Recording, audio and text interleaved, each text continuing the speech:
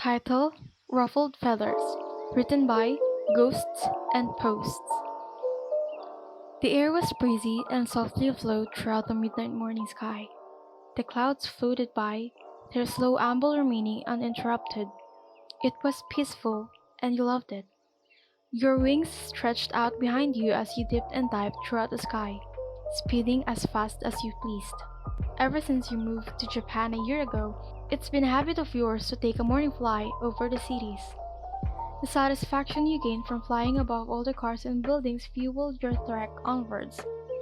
You loved your quirk, which gave you bird wings, as well as minor bird-like features, and you got your hero license in order to use it freely to save others. You knew another famous winged hero lived in Japan, and a part of you took these airborne strolls in an attempt to meet him.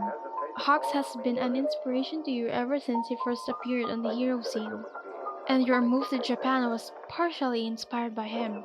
You learned new ways to control your wings by watching videos of him in action.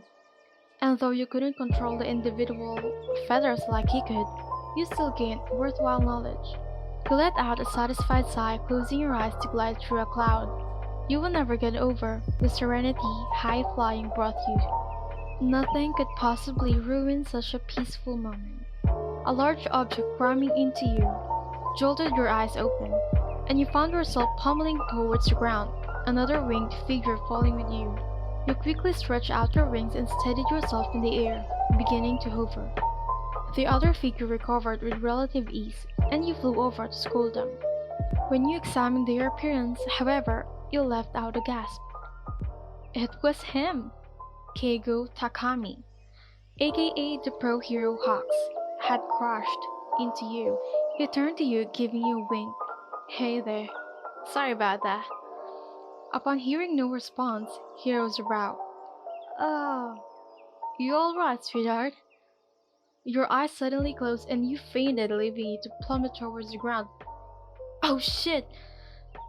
You awoke on a rooftop, your head resting in a lap as a comfy jacket draped over your body. You slowly opened your eyes to see bright amber ones staring at you. Hawks was leaned back, his arms behind him as he rested his palms on the ground. His legs were straight out in front of him, your head facing his torso. His wings were rested against his back and grazed the floor with every breath he took. Noticing you were awake, he flashed you a smile. You fainted, he said, letting out a soft laugh. You scared the hell out of me too. One moment you look fine, the next, I'm trying to save you before the crash lands. Maybe don't ruin me there next time.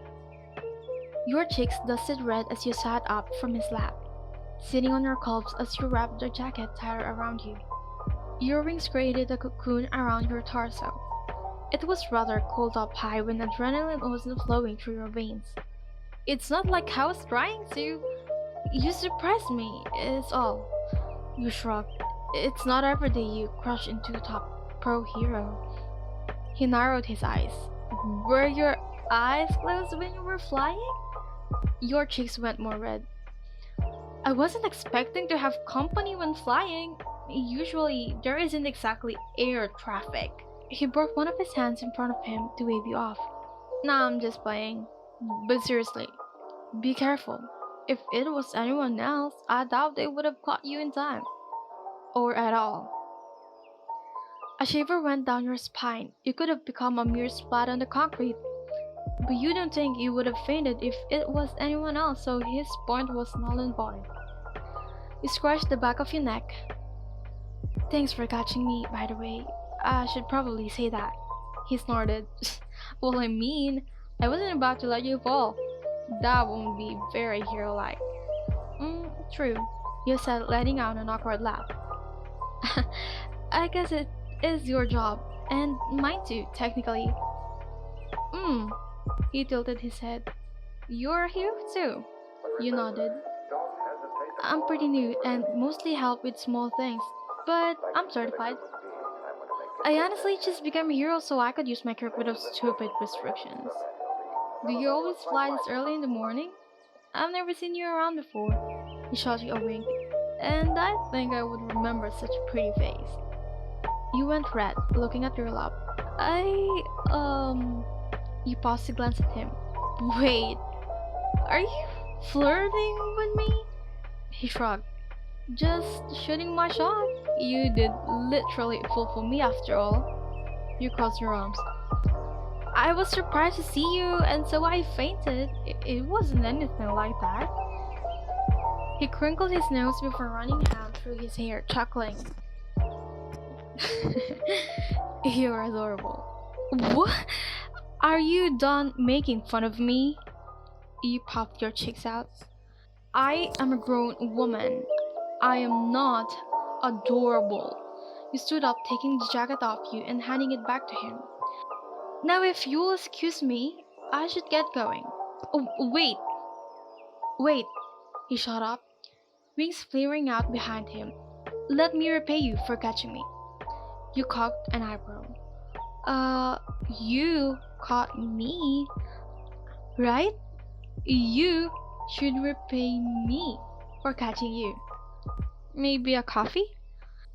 He pointed to a tall building a little ways away.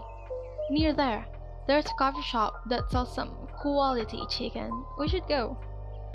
A coffee shop that sells chicken? He let out a sigh. Oh, okay, fine. I guess I should repay you, being that you saved my life.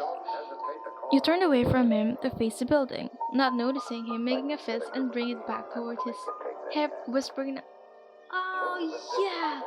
You turned back. He rested his jacket back on your shoulders. You put it on. You look colder than I do. You went to argue, but ended up just shrugging. It was too warm for you to disregard it, so you slipped your arms in and popped the collar up, covering your neck from the wind. It was extremely soft and warm, and made you want to curl up and fall asleep. However, you simply began to run towards the edge of the building. Jumping up and gliding towards the building, you heard him not far behind. It took a few minutes to get to the coffee shop, and in that time, you listened to Hawks, who was told you to call him by his actual name. In turn, you told him your name. Spit out stupid pickup lines which made you blush and smack him with your wing. When you landed, he held the door for you, which you thanked him for. You both walked, and judging by the look on the barista's face, Takami was a regular here. Hawks is back! She called towards the back area before shooting you two a smile. Oh, and he brought a lady friend. You returned a smile and gestured to Takami. I owe him a coffee, so get him his regular order? On me. Takami quickly held out a wing to stop you before stepping in front of you and holding out money to the cashier. Just get 2 hot chocolates. On me. Oh, and whatever chicken dish you have. The barista simply laughed before taking the money and ringing up the order.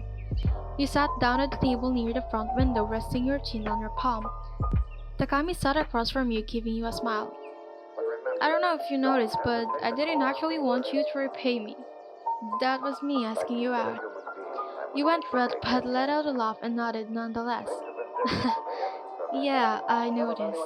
You're lucky you're a kid because you can be a real pain sometimes. He smirked at you.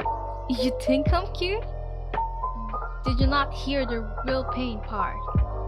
He shrugged. I did.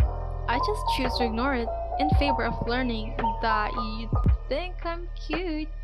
Rolling your eyes, you shook your head. I've only known you for half an hour and I'm already done with you. Takami went to respond, but his name was called before he could, so instead he hopped off the tall chair and grabbed both hot chocolates in one hand and chicken pieces on a skewer in the other. He set a hot chocolate in front of you before sitting down and beginning to chow down on the chicken. You laughed. Isn't that sort of cannibalism? He rose a brow. Do I look like a chicken to you? Biting your lip to keep yourself from giggling, you scrunch your nose up. I don't think you want me to answer that. He shot you a glare. You smirked before taking a sip of your hot chocolate. It was actually really good, and you quickly chugged the rest of it. The warmth also did wonders. After setting the now empty mug down, you looked at Takami, who was staring at your face. What? You've got... He snorted. You've got hot chocolate on your lips. You went to wipe it, but his hand grabbing your wrist stopped you. You gave him a confused look. I can get it. I can get it, he said. Assuming he meant he was going to grab a napkin or something, you nodded. But your eyes went wide when he began to lean over the table.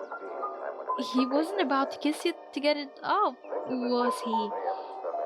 Say, before leaning to meet him in the middle of the table. It was actually really nice. And when you both pulled away, he was licking his lips. Huh. That hot chocolate is really good. You put a hand to your face. You literally have a whole mug right in front of you to try, moron. Yeah, but this way you gotta kiss a pretty lady. You went red and covered your entire face with both hands. I'm so done with you, Takami. I think we're on a first name basis now, being that we just kissed. He said, taking a sip of his hot chocolate. It's not like we're dating though. Oh, right. He set his chin in his palm, tilting his head. Would you do me the honor of becoming my girlfriend? I met you like an hour ago. Is that a yes? I'm not about to lose my chance with you by waiting. You sighed. Okay, fine. Really? Yeah, he squinted at him.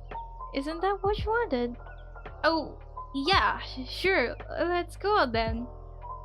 You stopped shrugging. I'm not gonna question it. Alright, Keigo, now what? I don't know, he said, letting out a laugh. I didn't think I'd get this far. You are the most idiotic boyfriend I've ever had, and we've been dating for 10 seconds. That's fair.